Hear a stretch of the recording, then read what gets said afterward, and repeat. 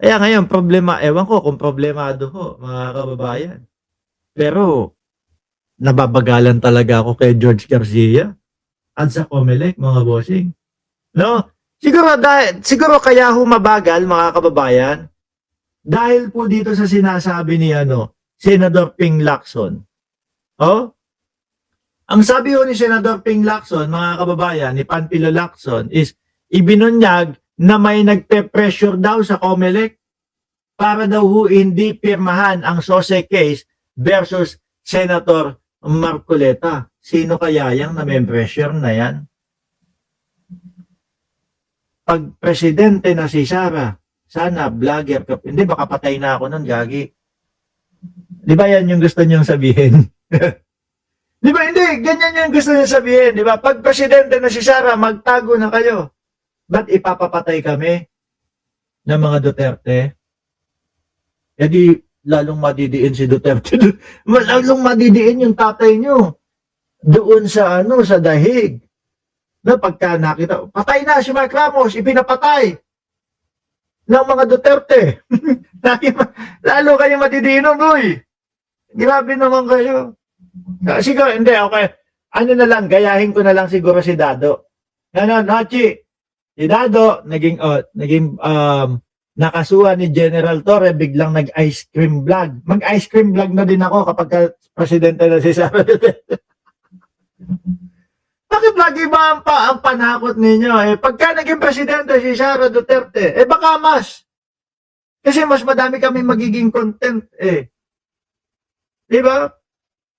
Mas madami kami magiging content. Mas maganda yon. Bakit? Malamang mag-uulan ng katatawanan nun. Uulan yung mga interview na ang sasabihin, mga kababayan is, puputulin ko ang ulo. Nai-imagine kong putulin ang ulo kasi hindi binigay yung relos. Huhukayin ko yung bangkay. Mas madami tayong mako-content nun. Malamang siguro vlogger pa din ako nun. Mas madami tayong maiko-content. Pero huwag kang mag-alala. No? Kasi kapag meron namang magandang ginawa si Sara Duterte at maganda naman yung programa niya at yung proyekto, siyempre, ipapakita natin dito yan. Pasensya ka na, wala akong maipakita ngayon. Sige nga, RJ, baka meron akong maibalita na magandang ginawa ng Vice Presidente. Pakilatag mo nga, o paki-explain mo nga dyan. Di ba? Corruption na nga itong anak ng puta naman. Corruption na nga itong pinag-uusapan natin. Wala pa daw corruption. No? Hindi, RJ, tulungan mo ako. No? Gusto kong makapag-vlog, Sir Archie Beroya, gusto kong makapag-content o may ma-share man lang dito sa mga viewers natin ng magandang ginawa ni Sara Duterte. Kasi ang lagi kong na-share, 20 pesos na bigas. Yung ayuda na ibibigay para sa mga tricycle driver, no? Eto sa darating na pagtaas ng krudo. Kailan daw yan? March 17, mag-uumpisa. Di ba? Yun yung mga nababalita ko. Sige, tulungan mo ako. Baka pakibigyan ako ng magandang nagawa. Wag na yung wag na yung tree planting. Nagsasawa na kami noon. Kada naman pag-uusapan na may magandang proyekto si Sara Duterte. Sinasabi namin tree planting Iba naman. Sige, ngayon. Meron daw mga kababayan na pumipigil. No, ayan, ibinunyag ni Senador Senate President Pro Tempore Panfilo Lacson, bigyan ng budget na malaki para may putik na yan, 770 million na yun, boss. Okay na, ginigipit pa yun. Baka mali yung 770 million ko. 730 million na, boss. Yung budget ng Vice Presidente. Ibig sabihin, wala kang mabibigay sa amin. Na magandang proyekto. At ang dinadahilan mo, yung budget. 730 million. Yung budget ng Vice Presidente. Uy, alam ko yan. Mukhang wala. Idinahilan kasi na maliit daw budget. Ano ba naman? Kaya hindi nyo alam na 730 million ang budget ng Vice Presidente. Di nyo alam, RJ? Mga DDS naman. Halata na kaya lang sumusuporta kasi ina-idol yung mga Duterte. Well, 730 million ang budget. Isa lang. Baka naman, anak ng putik naman, oh. Kaya sabi ko sa inyo, nahihirapan ako na mag-vlog, i-vlog, o ipangalanda ka sa inyo yung mga proyekto ng Vice Presidente. Kasi tingnan nyo, ultimo ho, mga DDS, walang maibigay na proyekto. At yan ang dahilan nila, bigyan ng budget na malaki para, hindi pa ba malaki yung 730 million? Ay, hindi, gusto pala 2 billion. Ano? 2 billion. Tapos, ang idadahilan sa inyo ng mga DDS, spare tire lang naman ng Vice Presidente. Reserbang gulong lang naman ng Vice Presidente. Ay, nako. Ang mga DDS, magpapaalam na din ako.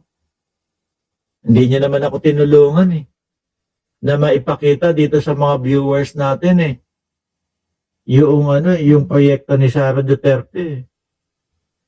Mahina kayo, mahina si Sara. O pare-parehas kayong mahihina. Buong Pilipinas ang i-ooperate. No? Hindi, presidente ang bahala doon. Yung sa mga nasa laylayan. Yun. Hindi pa, nandiyan si Bongbong Marcos siya ang bahala sa pag-operate ng nung mga main na mga problema. Yung mga yung mga nasa laylayan man lang. O sige, pagbigyan na natin. Pero sa 730 million, wala man lang isang nagawa na proyekto. Baka, ano ba yung cellphone mo o computer mo o wala bang wala bang Google yan para i-Google mo na lang kung may nagawa? Ibig sabihin, wala kang maibigay na ni isang proyekto doon sa 730 million na pondo ng Vice Presidente. Comment mo na lang diyan sa comment section. Tagal mo, hindi kita mahintay. O baka wala talaga. Oy, dolok ng putik naman. Biglang iba na. Wala na. Puti naman na. Pagka naman talaga DDS ang kausap natin, biglang iba na yun. Pero salamat talaga, nababasa mo, comment ko. Hindi, paano naman yung inaasahan naming sasabihin mo na magandang ginawa si Sara Duterte? Mukhang wala ako, mga kababayan. Iniba na yung topic. Salamat, nabasa mo, mga comment ko.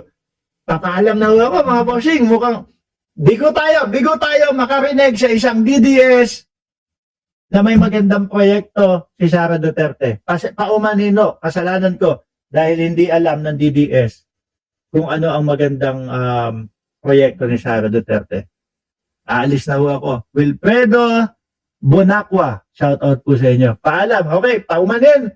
Walang naibigay na magandang ginawa si Sara Duterte yung DDS.